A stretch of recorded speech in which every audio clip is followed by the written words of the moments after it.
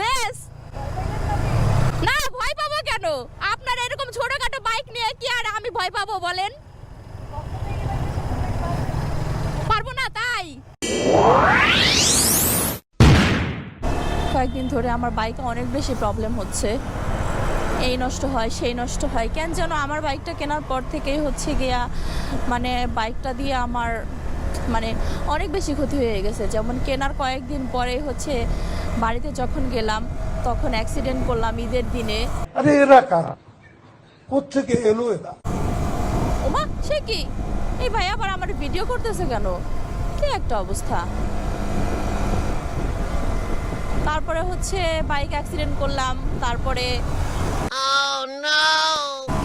ওমা lady biker আমার এমন করলো কেন? আজব তো। যাই হোক, নতুন নতুন চালাইলে আর কি যা হয়। হাই রে, আপু হেলমেট ছাড়া চালাইতেছে হাইওয়েতে, মনে হয় আমাকে দেখছে। Oh my God! Wow!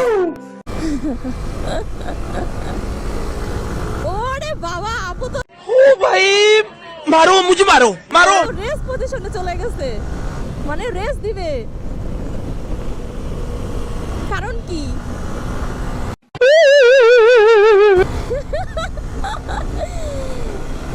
কই খেলা হবে, খেলা হবে।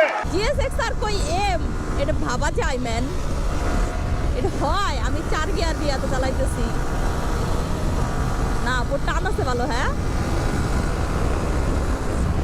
103।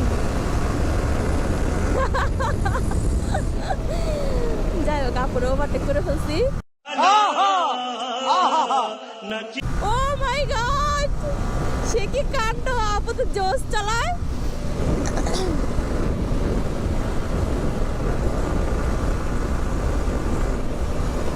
না ভালোই চালায়, वाह क्या सीन है, वाह क्या सीन है। কিন্তু সে এরকম করতেছে কেন? আর এই ভাইয়াটা কে? এ হচ্ছে কি আমার তখন থেকে ফলো করতেছে, ভিডিও করতেছে। এ কি অবস্থা, মনে হয় যেন কখনো লেডি বাইকার দেখে নাই। ইয়েস, আবার তাকাইতেছে, কি সমস্যা? আহা, আমি পারি না আর পারি না। ওরে ভাই, যেমনে হরেন মরেন না দিয়ে টান মারছে, যদি একবার লাইগা যাইতো আমার সাথে কি আর পারবে? যাই হোক, রেস না করা